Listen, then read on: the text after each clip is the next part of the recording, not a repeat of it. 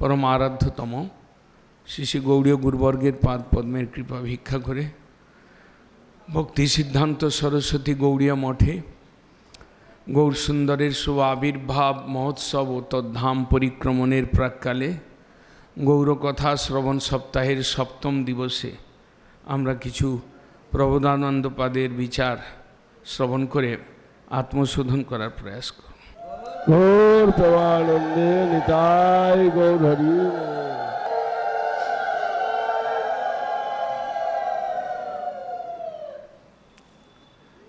स्तुति मुखे मंगलाचरण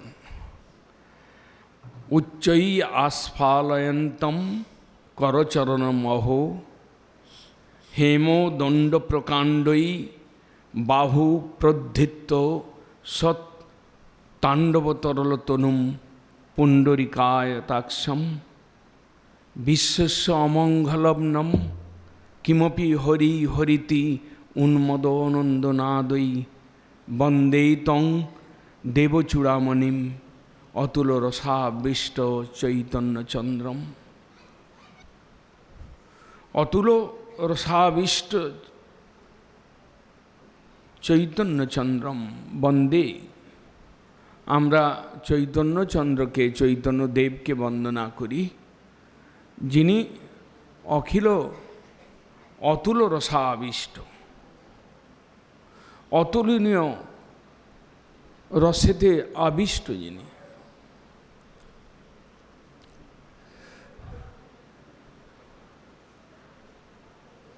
এই সংসার এক রসে আবিষ্ট আমরা এক এক রসেতে আবিষ্ট।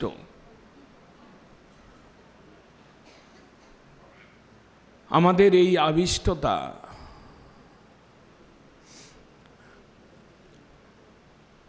প্রত্যেক ক্ষণে ক্ষণে আমাদের দুঃখকে আহ্বান করছে। আমাদের এই জড়রসের আবেশ আমাদের জীবনকে ত্রিতাপযুক্ত করছে।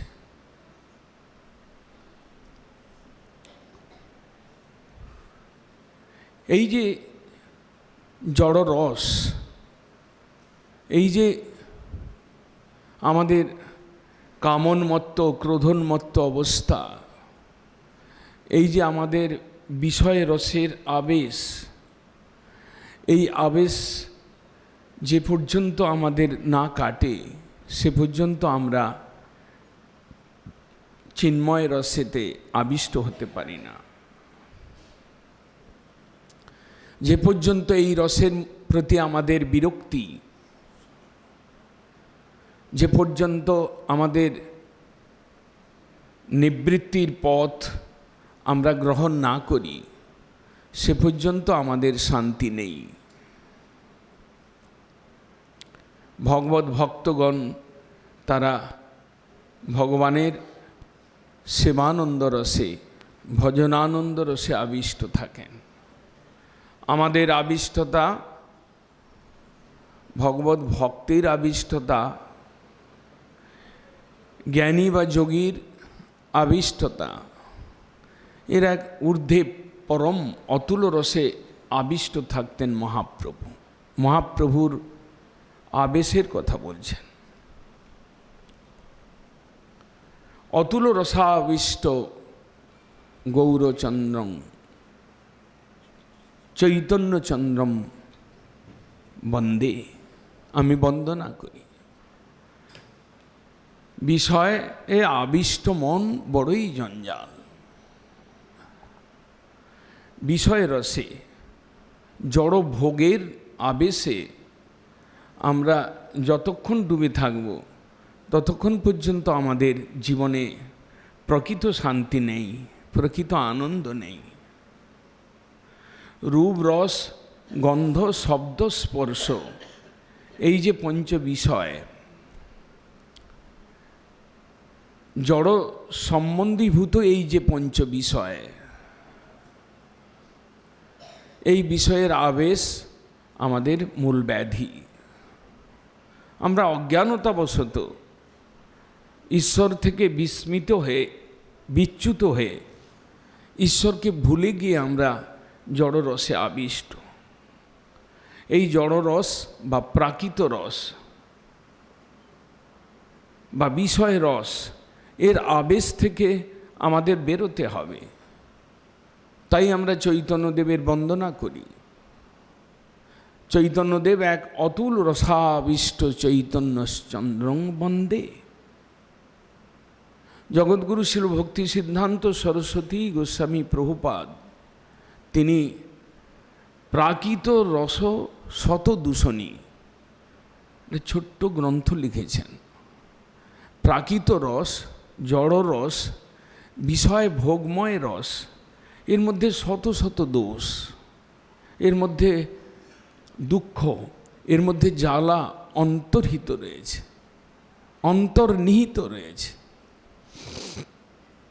এর থেকে রক্ষা পাওয়ার উপায় কি? আমরা কলিহত জীব, আমরা কলিযুগের জীব। আমাদের জন্য শ্রী চৈতন্যদেব এনেছেন কৃষ্ণ নাম মহামন্ত্র। নাম রস পান করো, সংকীর্তন রসে ডুব দাও, উদার গৌরের উদার ধামের ধুলি মাখো। সেই ধামের চক্ষুটা খুলে সেই ধামের শোভা দর্শন করো। কান দিয়ে সেই উদার গৌরাঙ্গের কথা শোনো। পাটা চালিয়ে সেই ধামের পদচালন করতে করতে নিজেদের যে জড়তা, পঙ্গুতা, নিজেদের যে বিষয় রসাবিষ্টতা, এগুলোকে ক্ষয় করো, ধৌত করো। তাই চৈতন্যদেব তিনি এসেছিলেন, তিনি এক রস দান করবার জন্য, তিনি এসেছিলেন এক রসের আস্বাদন করাবার জন্য। সেই চিন্ময়ী রস, সেই অপ্রাকৃত রস, সেই ভগবত ভক্তিময় রস, সেই প্রেম রস, ব্রজেন্দ্র নন্দনের বিশুদ্ধ প্রেম যুক্ত সেই রস, এবং সেই রসের চরমাবস্থা বিপ্রলম্ব রস তোমরা আস্বাদন করো, তোমরা সেই রসের অনুশীলন করো, তোমরা সেই রসে আবিষ্ট হও। মহাপ্রভু শিক্ষা দেওয়ার জন্য এসেছেন। কৃষ্ণচন্দ্র তিনি দাপর যুগের অন্তে নির্মলা ভক্তি, বিশুদ্ধা ভক্তির সম্ভোগময় রস দিয়ে ব্রজভূমিতে লীলা বিস্তার করেছিলেন। তার লীলার, ব্রজলীলার অন্তভাগে তিনি বিরহ রস দেখিয়েছেন, প্রকাশ করেছেন, শুরু করেছেন। চৈতন্যদেব সেই বিরহ রস, বিপ্রলম্ব রস, উন্নত উজ্জ্বল রসে আবিষ্ট থাকতেন। তাই এখানে বলছেন প্রবোধানন্দ পাদ, অতুল রসাবিষ্ট চৈতন্য চন্দ্র। দাপর যুগের শেষ, যেখান থেকে কৃষ্ণ লীলা যেখানে সমাপ্তি করেছিলেন, গৌর লীলা সেখান থেকে শুরু হয়েছিল এবং কলির প্রারম্ভে তিনি এসে সেটাকে বিস্তার করেছিলেন। তিনি, আমরা রস বলতে কিছুই বুঝব না, শিল রূপ গোস্বামীপাদ বলছেন, কারণ আমরা কেন বুঝব না? আমরা জড় রসটাকে বুঝেছি, আমরা স্বামী স্ত্রী পুত্র পরিবার বিষয় সম্পত্তির রস, আনন্দ, আঠা, এটা আমরা বুঝেছি। তাই আমরা চৈতন্যদেবের উন্নত উজ্জ্বল রস বুঝবার ক্ষমতা কোথায় আমাদের? শিল রূপ গোস্বামীপাদ ভক্তি রসামৃত সিন্ধু গ্রন্থে বলছেন, ব্যতীত ভাবনাবর্ত যশ চমৎকার ভারভূ হৃদয় সত্যজ্জলে বারং সদতীশ সরসৌ মত। ভাবনার মার্গকে অতিক্রম করে আমরা যেভাবে বিভোর রয়েছি, বা জ্ঞানী যোগী সাধারণ ভক্ত তারা যেভাবে বিভোর থাকেন, সেই ভাবের মার্গ, সেই ভাবের যে আবেশের পথ, সেই পথকে অতিক্রম করতে হবে বলেছেন রূপ গোস্বামীপাদ। ব্যতীত ভাবনা বর্ত যশ চমৎকার ভারব। আমাদের এই সকল ভক্তিশূন্য ভাব, প্রেম শূন্য ভাব, এই ভাবকে অতিক্রম করে, এই ভাবকে বাদ দিয়ে, এই ভাবের ভেতরে না থেকে এর উপরে উঠে এক চমৎকার, যশ চমৎকার ভারভূ একটা ভাব রয়েছে, যেটা বিশেষ চমৎকারিতাপূর্ণ ভাব। সেই ভাবটা প্রকাশিত হয় হৃদয়ে যখন বিশুদ্ধ সত্যের প্রকাশ, প্রবেশ, বিশুদ্ধ সত্যের আবির্ভাব হয়। যখন হৃদয়ে ভক্তি করতে করতে, সাধন করতে করতে, নদিয়ার পথে চলতে চলতে, কৃষ্ণ নাম গৌরের মহিমা শুনতে শুনতে, যখন বিষয়ে বাসনা, বিষয় ভোগ লালসা যখন নিবৃত্তি আসে এবং ভগবানের লাদিনী শক্তির বৃত্তি প্রকাশ করেন যিনি, বিচ্ছুরণ করেন যিনি, যার মধ্যে লক্ষিত হয়, সেই মহাজনের পাদপদ্মের সংস্পর্শে এসে যখন সম্পূর্ণরূপে সত্য রজ তম এই প্রাকৃত গুণের গন্ধ পর্যন্ত আমার হৃদয়ে থাকে না,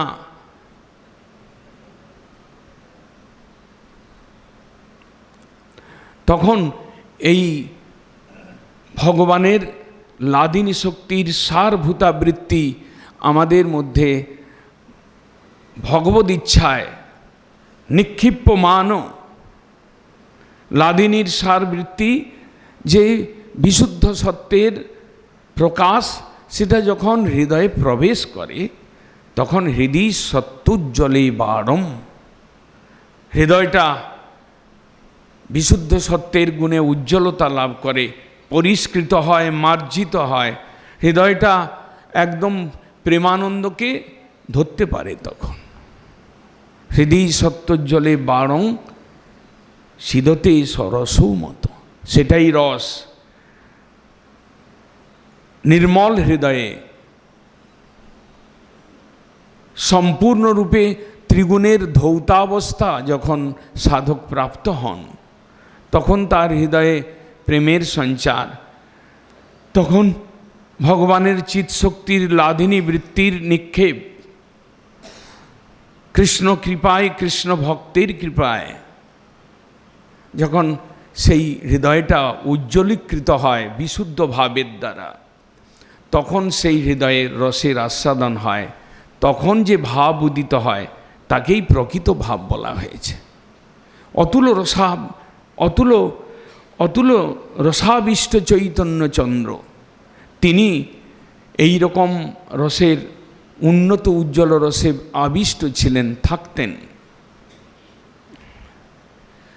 দিন রাত্রি তার জ্ঞান ছিল না, তিনি সর্বক্ষণ সেই ব্রজেন্দ্র নন্দনের কোথা যাও কোথা পাও ব্রজেন্দ্র নন্দন, ব্রজেন্দ্র নন্দন বিনা ফাটে মোর মন। উন্নত অধিকারের কথা, কিন্তু এরই মধ্যেই আমাদের যোগ্য কথা নিহিত রয়েছে। চৈতন্যদেব নারায়ণী, শ্রীবাসের ভাতুষপুত্রী নারায়ণী, তাকে বললেন তুমি কৃষ্ণ বলে কাঁদো। সহজ ভাব। আমাদের হৃদয়ে যেদিন বিষয় ভোগের লালসা নিবৃত্তি হবে, যেদিন আমরা কৃষ্ণ প্রাপ্তির জন্য লালায়িত হব, যেদিন আমাদের মধ্যে কৃষ্ণ প্রাপ্তির বিরহ প্রবেশ করবে, কৃষ্ণকে না পেয়ে, কৃষ্ণের সেবা না করতে পেয়ে আমাদের হৃদয়ে দুঃখ, জ্বালা, বেদনা, যন্ত্রণা অনুভূত হবে, ওটাই তো প্রেম। মহাপ্রভু ওই প্রেমই দিতে এসেছিলেন। শাস্ত্রের কঠিন ব্যাখ্যা মহাজনগণের সহজ ভাবে আমাদের কাছে উপস্থাপন। আমাদের জীবনে অন্য কিছু করবার নেই। আমরা কোনো অতুল সম্পত্তি পাবো এইরকম আমাদের আশাও নেই, কিন্তু আমরা সংসার ক্লেশের থেকে নিবৃত্ত হয়ে ভগবত প্রেমে, ভগবত সেবানন্দে আমরা কাল কাটাতে পারি, এটা আমাদের আশার মধ্যে, এটা আমাদের আয়ত্তের মধ্যে। তাই আমাদেরকে ধামে এসে চিন্তা করতে হবে যে আমার মধ্যে বিষয় আবেশ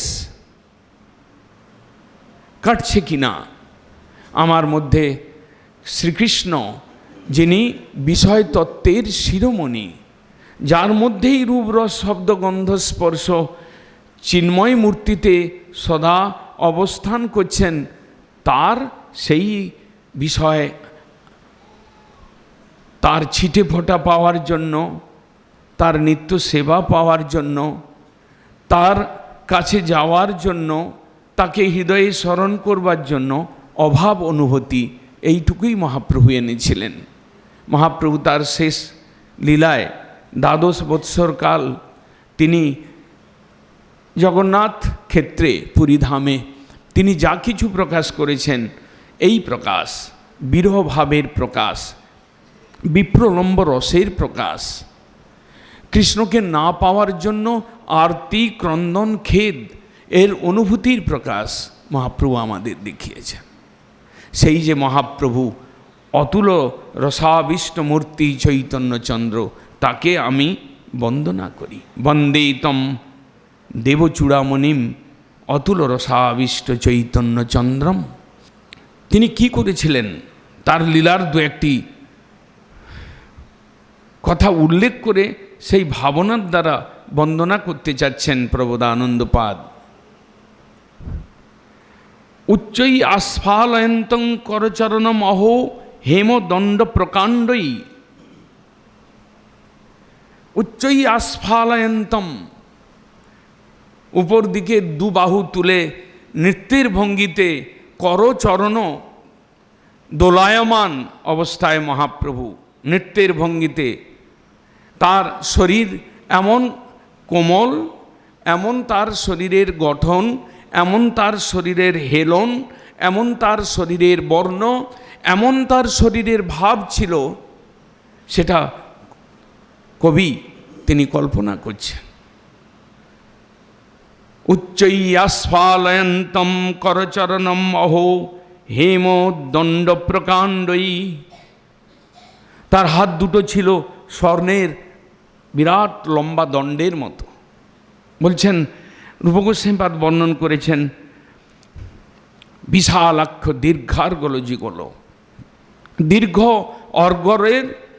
অর্গল যুগলের ন্যায় তার দুটি হাত, হেমদণ্ড প্রকাণ্ড, স্বর্ণ বর্ণের বিশাল দণ্ডের ন্যায় মহাপ্রভুর দুইটি ভুজ কর, সেই দুইটি করকে উপর দিকে উত্তোলন করে উচ্চৈ আস্ফালয়ন্তম, আস্ফালন করছে নৃত্যাবেশে সমস্ত কলির ত্রিতাপ জ্বালায় জর্জরিত জীবকে লক্ষ্য করে, তাদের কঠিন দুঃখময় অবস্থার দিকে তাকিয়ে তিনি দুই বাহু তুলে তিনি সেটাকে দোলায়মান অবস্থায় জীবের প্রতি কৃপা করছেন, আস্ফালন করছেন, সমস্ত সেই দুঃখী জীবদেরকে নিজের দিকে আকর্ষণ করছেন। উচ্চৈ আস্ফালয়ন্তম করচরণম অহো। ভুজোদ্ধত ভুজঙ্গম প্রভো, গোস্বামীগণ বর্ণন করছেন, ভুজকে উদ্ধত করেছেন মহাপ্রভু। ভুজঙ্গম, যেমন ভুজঙ্গ সর্প তার ফণাটা নিয়ে উঠে সে কি করে, চতুর্দিকে সে দেখতে থাকে তার শত্রু মিত্র। মহাপ্রভু দুই হাত উঠিয়ে সেই সমস্ত জীবের দুঃখ দেখছেন, আস্ফালন করছেন, এসো হরিনাম করো আমার সঙ্গে, তোমাদের দুঃখ দূরে যাবে।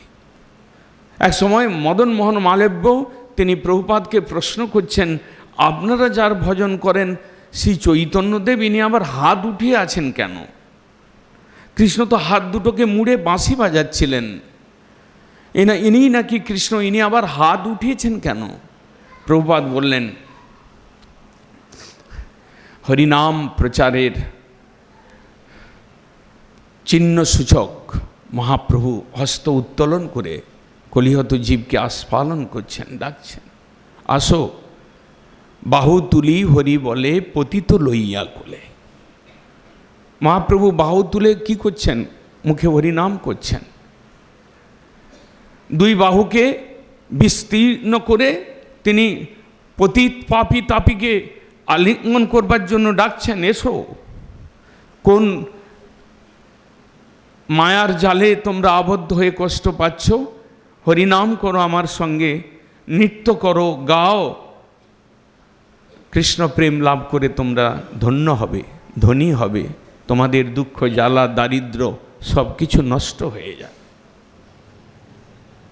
উচ্চৈ আস্ফালয়ন্তম করচরণমহো হেম দণ্ড প্রকাণ্ডই। বিশাল তার ভুজ, আজানুলম্বিত ভুজৌ।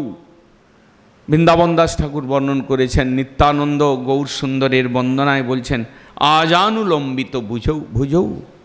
জানু পর্যন্ত, হাঁটু পর্যন্ত বিস্তৃত যার হাত, এত লম্বা হাতে আমাদেরকে ডাকছেন, সংসারের ওপার থেকে ডাকছেন, এসো হরিনাম করো, আমার ধামে এসো, আমার গুণগান করো, কৃষ্ণ কীর্তন করো। এইভাবে তিনি ডাকছেন। উচ্চৈ আস্ফালয়ন্তম করচরণমহো হেমদণ্ড প্রকাণ্ডৈ।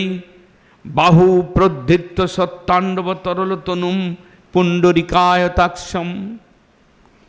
হস্তযুগল উন্নত করে, প্রধৃত্য উত্তোলন করে, সত্তাণ্ডব তরল তনুম, সুমধুর উদ্দণ্ড নৃত্যময় বপু মহাপ্রভুর সত্তাণ্ডব তরল তনুম, একদম নরম, একদম কোমল শরীর, একদম তরঙ্গের ন্যায় মহাপ্রভুর শ্রীঅঙ্গ, এদিক এবং ওদিক বক্রভাবে তিনি নাচতে পারতেন। সৎ তরল তনুম পুণ্ডরিকায়তাক্ষম, তার চক্ষু দুটো পদ্ম পুষ্পের দলের ন্যায় বিস্তৃত, টানা। এমনিতেই ভাগবতে বা গোস্বামীগণ বর্ণন করেছেন, ভগবান তার পদকমল, তার নাভি কমল, তার হস্ত কমল, তার নয়ন কমল। ভগবানের এক নাম কমল নয়ন, জগন্নাথ দেব তিনি কমল নয়ন। প্রত্যেকটি জিনিস কমলের ন্যায়, কমল পুষ্পের ন্যায়, কমল পুষ্পের দলের ন্যায় সুন্দর শোভাযুক্ত, সুশীতল। তাই পদ্ম পাপড়ির সঙ্গে ভগবানের ইন্দ্রিয়গণের তুলনা করা হয়েছে, জাস্ট একটা বোধ আমাদের দেওয়ার জন্য। তিনি তো সচ্চিদানন্দ বিগ্রহ। আমরা তার হুদিস কোথায় পাব?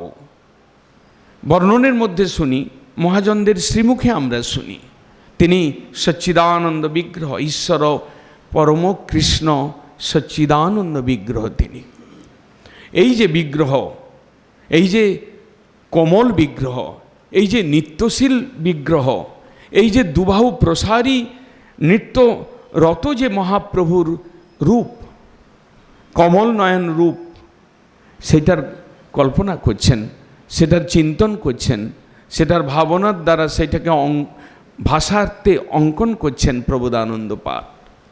আমরা যার উপাসনা করি, আমরা যাকে মন্দিরে বসিয়েছি, আমাদের গুরুবর্গ মন্দিরে বসিয়েছেন, আমরা যে রূপের কল্পনা করি, সেই রূপটার বর্ণন গোস্বামীগণের বর্ণনের মধ্যেও আমাদেরকে, তাদের বর্ণনের দ্বারা আমাদেরকে জানতে হবে মহাপ্রভু কিভাবে দুহস্ত প্রসারিত করে দীর্ঘ স্বর্ণদণ্ডের ন্যায় বাহু দুটোকে এদিক ওদিক আন্দোলিত করে তিনি কিভাবে কৃষ্ণ নাম করেন, কিভাবে কৃষ্ণ ভক্তদের আস্ফালন করেন, কিভাবে দুঃখী তাপী জীবকে নিজের দিকে আকর্ষণ করেন, সেই চিত্রটা তুলে ধরছেন প্রবোধানন্দ পাদ।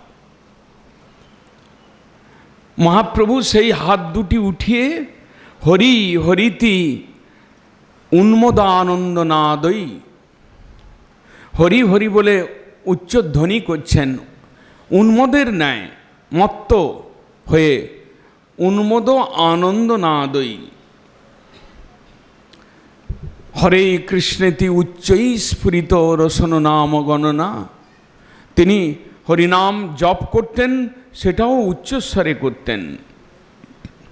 যখন তিনি কীর্তন করছেন, হরি হরি ধ্বনি, হরি নাম, হরি সংকীর্তন করছেন, তখন হরি হরিতি উন্মদ আনন্দ নাদই, উন্মত্তের ন্যায় আনন্দ, উচ্চস্বরে আনন্দ অনুভব করতে করতে তিনি হরি উচ্চারণ করছেন, যার দ্বারা বিশ্বস্য অমঙ্গলগ্নম, বিশ্বের সমস্ত প্রকার অমঙ্গলকে তিনি হরণ করছেন।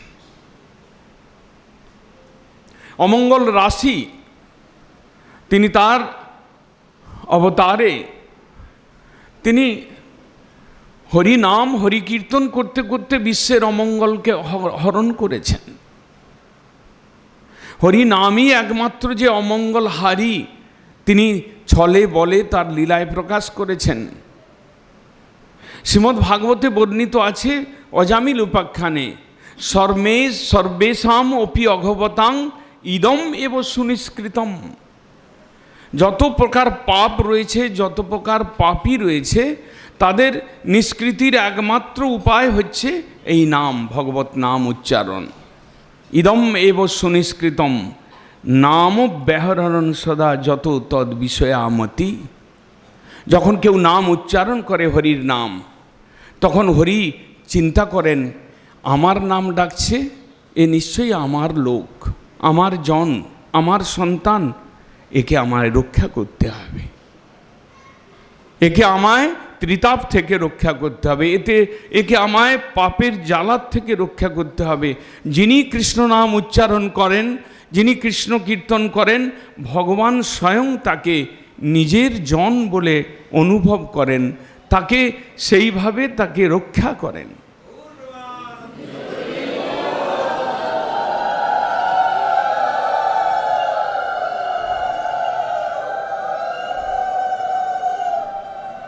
ময়াস সর্বতো রক্ষণীয়।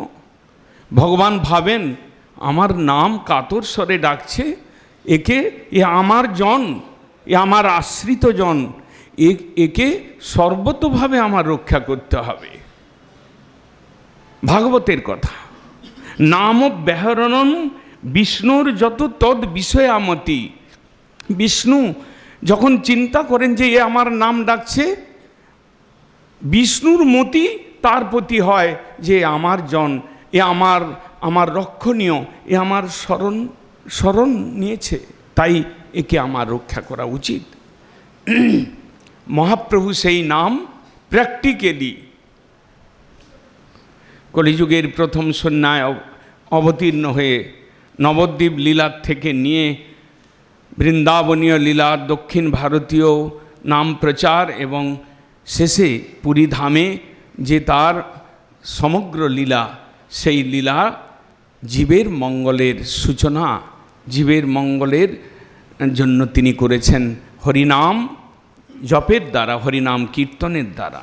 বিশ্বস্য অমঙ্গলম, ব্রহ্মাণ্ডে উঠিল ধ্বনি পুরিয়া আকাশ, চৌদিকের অমঙ্গল যায় সব নাশ। এমন হরিধ্বনি করেছিলেন তিনি, তার ভক্তগণ এমন কীর্তনিয়া ছিলেন এক একজন, দু চারটা মাইক সেই গলার কাছে কিছুই নয়। আমরা তো দেখেছি, আমরা তো 10-15 বছর আগেও দেখেছি যে গৌড়ের কোনো ভক্ত তার গলাটা এই আহুজা কোম্পানির মাইক থেকে অনেক বেশি তেজ। সাগর মহারাজ ছিলেন, তিনি কীর্তন ধরতেন, মঠটাই মেতে যেত কীর্তনের ধ্বনিতে। আর গৌড়ের পার্শ্বদ যারা ছিলেন, স্বরূপ দামোদর, মুকুন্দ, গোবিন্দ, মাধব, তারা যে উচ্চস্বরে হরি কীর্তন করেছেন, সে ব্রহ্মাণ্ডে উঠিল ধ্বনি পুরিয়া আকাশ, চৌদিকের অমঙ্গল যায় সব নাশ। চারিদিকের অমঙ্গলকে তিনি দূরীভূত করেছিলেন। গোপীগণ বলছিলেন কৃষ্ণের প্রতি খেদ, কৃষ্ণের বিরহ জ্বালায় উন্মাদবৎ হয়ে তারা বলেছিলেন চেত দর্পণ, তারা বলেছিলেন তব কথামৃতম তপ্ত জীবনম কবিভি ঈড়িতং কলমসাপহম। ভগবানের কথামৃত কলমসাপহম, হৃদয়ের কলমসকে অপহিত করে, দূর করে, নাশ করে। কলমসাপ, আমাদের এখনও হৃদয় থেকে কলমসগুলো বেরোচ্ছে না কেন? হরিকীর্তনে আমাদের অলসতা রয়েছে, হরিকীর্তনে আমাদের জড়তা রয়েছে, হরিকীর্তনের রুচি কম রয়েছে। প্র্যাকটিক্যাল কথা, হরিকীর্তনে আমাদের জড়তা, আমাদের অলসতা, আমাদের রুচির অভাব আমাদেরকে অনেক দূরে সরিয়ে রেখেছে, আমাদের ভজনের অগ্রগতি থেকে আমাদেরকে ব্যাহত করছে। আমরা খুব শীঘ্র ভগবানের দিকে যেতে পারছি না, এটাই তার কারণ। অলসতা, জড়তা, রুচিহীনতা। এর জন্য এর ঔষধ কি? এর ঔষধ একমাত্র মহাজনের কৃপা। সেই কৃপার প্রার্থনাটুকু আমাদের, বা কৃপার জন্য লালায়িত আমরা হতে পারি না, তার জন্য আরও আমরা পিছিয়ে পড়ছি। মহাপ্রভু তিনি যখন এসেছিলেন, মহাপ্রভুর পার্ষদগণ তার মতো এমন দয়াল ছিলেন, তারা উচ্চ নাদেই বিশ্বের অমঙ্গলকে হরণ করতেন। গ্রামে গঞ্জে, রাস্তায় রাস্তায়, পথে ঘাটে সর্বত্র হরিনাম প্রচার করে তারা বিশ্বস্য অমঙ্গলগ্নম, একমাত্র হরিধ্বনি, হরিকীর্তনই বিশ্বের সমস্ত প্রকার অমঙ্গলকে সরিয়ে দিতে পারে, নাশ করতে পারে, সম্পূর্ণ ধৌত করতে পারে। আমাদের চিত্তের মধ্যে কত প্রকার নোংরা, কত প্রকার মল, কত প্রকার অমঙ্গলের ঘুঁটি আমরা সাজিয়ে রেখেছি আমাদের হৃদয়ের মধ্যে। বিশ্বস্য অমঙ্গলগ্নম, মহাপ্রভুর দান, মহাপ্রভুর দয়া। তিনি হরিকীর্তন এনে তিনি তার ভক্তদেরকে দিয়ে উচ্চৈশ্বরে হরিকীর্তন করিয়ে বিশ্বের অমঙ্গলকে নাশ করেছিলেন। বিশ্বস্য অমঙ্গলগ্নম কিমপি হরি হরি ইতি উন্মোদনাদৈ। মহাপ্রভু হরিধ্বনি হরিধ্বনি হরি বল এটাই করেছেন। কৃষ্ণ বৃন্দাবনে কদম্ব তলায় তিনি বাঁশি বাজিয়ে আকর্ষণ করেছিলেন। মহাপ্রভু বললেন যে আমার দিকে আমার আকর্ষণের দরকার নেই, তোমরা হরিধ্বনি করো, হরিধ্বনি শ্রবণ করো, তার দ্বারা তোমাদের চিত্তের কালিমা অমঙ্গল দূরীভূত হোক। হরি হরিতি উন্মোদ আনন্দ না দই। উচ্চস্বরে হরিধ্বনির কথা বলেছেন। কোনো সময় হরিদাস ঠাকুরকে কিছু বিরোধী লোক জিজ্ঞাসা করেছে, তারা বিরোধী লোক, তারা হরিধ্বনি যারা শ্রবণ করতে পারতেন না, হরিধ্বনি শ্রবণ করলে অনেক অসুবিধা হয়, এইরকম লোক কলিযুগে অভাব নেই। হরিধ্বনি শুনলে, অন্য ধ্বনি শুনলে, অন্য ধ্বনি যদি আরও 400 গুণ 1000 গুণ জোরে বাজে কোনো অসুবিধা নেই, কিন্তু হরিধ্বনি একটু আস্তে বাজলেও অসুবিধা। হরিদাস ঠাকুরকে কোনো পাষণ্ড জিজ্ঞাসা করেছিলেন, বাবা এই যে হরিদাস, তোমার এইসব হরি হরি চিৎকার, রাত্রি তো ঘুমানোর উপায় নেই তোমার জ্বালায়। ওদিকে শ্রীধর রাত্রিবেলা বৃষ্টির দিনে দাঁড়িয়ে দাঁড়িয়ে হরিনাম করতেন উচ্চস্বরে। তো কি ব্যাপার শ্রীধর, তোমার কি কোনো কাজ নেই? তোমার কি ক্ষুধার জ্বালায় তুমি হরিনাম করছো না কি? হরিদাস ঠাকুর সেই পাষণ্ডীকে উত্তর দিয়েছিলেন, জপত হরিনামানি স্থানে শত গুণাধিক, আত্মানঞ্চ পুনাতি উচ্চই জপন সত্যিন পুনাতি চ। যদি উচ্চ করে হরি নাম জপ করা যায়, যিনি আস্তে করে জপ করেন তিনি নিজেকে পবিত্র করেন। আত্মানঞ্চ পুনাতি উচ্চই জপন সত্যিন পুনাতি চ। যিনি জোর করে উচ্চ করে হরিনাম করেন তিনি নিজেকে পবিত্র করেন এবং যারা সেই হরিনাম ধ্বনি শ্রবণ করে তাদেরকেও পবিত্র করেন। এই যে মহাপ্রভুর এই যে তার দিব্য মূর্তি, দিব্য হস্ত, দিব্য চক্ষু কমল, তার যে দিব্য শরীরের তরঙ্গায়িত অবস্থা, নৃত্যশীল অবস্থা, আবার মুখে শ্রীমুখে উচ্চস্বরে হরিনাম, এই যে তার একটা দিব্য রূপ, এই যে তার দিব্য লীলা, এই যে তার ভক্তগণের দিব্যলীলা আপনারা দেখতে পাবেন। গৌর ভক্তগণের নৃত্য, গৌর ভক্তগণের উচ্চ কীর্তন, এর দ্বারাই আমাদের সপর মঙ্গল। পদ্মপুরাণে একটি শ্লোকে বলেছেন, পদ্মাং ভূমি দৃশো দৃশাং। যখন কৃষ্ণ ভক্ত নাচেন তখন তার পদাঘাতে মর্তলোক, পাতাল, নরক পর্যন্ত লোকের অমঙ্গল নাশ হয়। যখন তারা দুটি হাত তুলে হরিধ্বনি করতে করতে নৃত্য করেন তখন দেবলোক, স্বর্গলোকের দেবতাগণ পর্যন্ত তাদেরও মঙ্গল হয়। দৃশো দৃশাং, যখন হরিভক্ত চতুর্দিকে তাকান সমস্ত দিকগুলো পবিত্র হয়ে যায়। দৃশো দৃশাং বৌদ্ধৎসতে রাজন কৃষ্ণ ভক্তস্য নিত্যত। এইভাবে কৃষ্ণ ভক্ত যখন নাচেন, গৌরের ভক্তগণ যখন নাচেন, তখন তারা বিশ্বের অমঙ্গলকে নাশ করেন। মহাপ্রভু সেই অবতার, যিনি এই সংকীর্তন ধর্মের প্রকাশক। মহাপ্রভু সেই অবতার, তিনি, তাকে প্রবোধানন্দ পাদ বলছেন তং দেবচূড়ামণিম, অবতার শিরোমণি। আপামরকে প্রেম দান করে তিনি অবতার শিরোমণি হয়েছেন, দাতা শিরোমণি হয়েছেন, দেবচূড়ামণি হয়েছেন।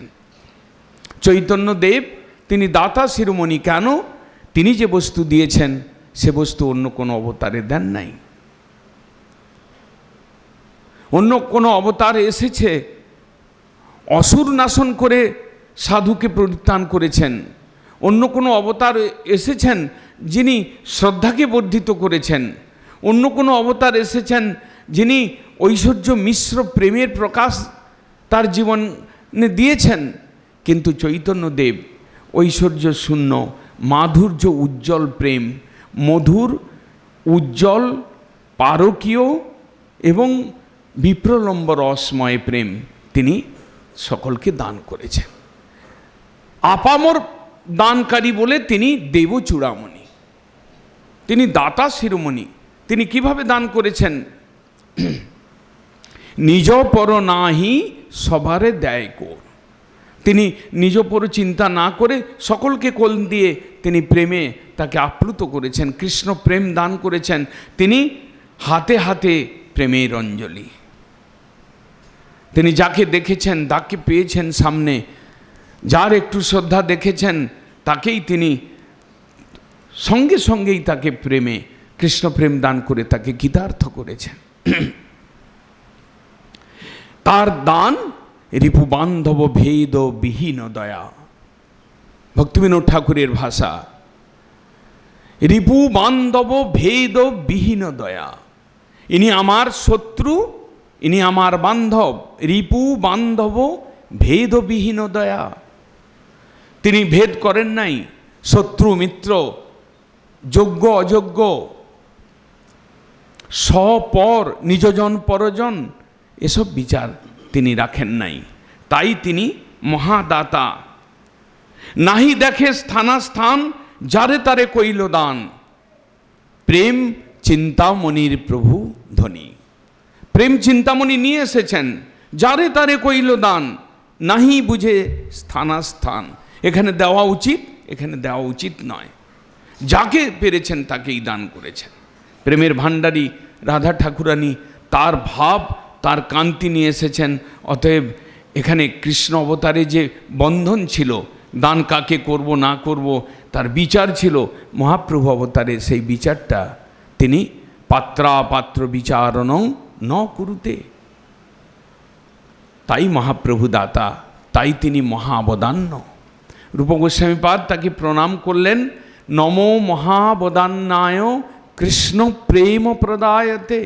মহাবদান্য, বদান্য ধর্ম কৃষ্ণের মধ্যেও আছে, নাহলে তো কৃষ্ণ পূর্ণ হন না। কৃষ্ণ পরিপূর্ণ তত্ত্ব, ঈশ্বর তত্ত্বের পূর্ণতা রয়েছে তার মধ্যে। ওই আমাদের কবিরাজ গোস্বামীপাদ বলছেন, ঐশ্বর্য মাধুর্য কারুণ্যে স্বরূপ পূর্ণতা। তার মধ্যে ঐশ্বর্যপূর্ণ, তার মধ্যে মাধুর্যপূর্ণ, তার মধ্যে কারুণ্য ধর্মপূর্ণ, হে কৃষ্ণ করুণা সিন্ধু, এ বলে আমরা প্রণাম করছি। করুণার পূর্ণতা রয়েছে কৃষ্ণের মধ্যে। আর বলছেন ভক্তবাৎসল্যে আত্মপর্যন্ত প্রদান্যতা, ভক্তবাৎসল্যে তিনি নিজেকে পর্যন্ত দান করেছেন। ভক্তবাৎসল্যে তিনি ভক্তের কাছে নিজেকে ঋণী স্বীকার করেছেন নিজ উক্তির দ্বারা। এই যে তার বদান্যতা, এই বদান্যতা চৈতন্যদেব অবতারে, চৈতন্যদেব রূপে তিনি এই বদান্যতার চরম সীমা পরাকাষ্ঠা প্রাপ্ত হয়েছিলেন। তাই চৈতন্যদেব দেব চূড়ামণিম, প্রবোধানন্দ সরস্বতীপাদ বলছেন বদান্যতার পরাকাষ্ঠা। কৃষ্ণ মাধুর্যের পরাকাষ্ঠা, মাধুর্যের ধৈর্য। রায় রামানন্দ সংবাদে প্রকাশিত হয়েছে এই সকল শব্দ। কৃষ্ণ তিনি মাধুর্যের ধৈর্য, আর চৈতন্যদেব তিনি উদারতায় পরাকাষ্ঠা প্রাপ্ত। তার উদারতা আমাদের এই কলিহত জীবকে আশা জাগিয়েছে, প্রেম প্রাপ্তির আশা, ভগবত ভক্তি লাভের আশা, আমাদের জীবনের নিত্য মঙ্গল লাভের আশাকে তিনি জাগিয়েছেন। প্রবোধানন্দ পাদ বলছেন বন্দেই তম দেব চূড়ামণিম অতুল রসাবৃষ্ট চৈতন্য চন্দ্রম। সেই দেব চূড়ামণি, সেই দাতা শিরোমণি, সেই অতুল রসে আবিষ্ট, প্রেম রস, ভক্তি রস, উন্নত উজ্জ্বল রসে আবিষ্ট গৌরহরি, তিনি, তাকে আমরা বন্দনা করি। মঞ্চাকল্পতরুভ্যশ্চ কৃপা সিন্ধু ভয়েবচ পতিতানাং পাবনে ভো বৈষ্ণব।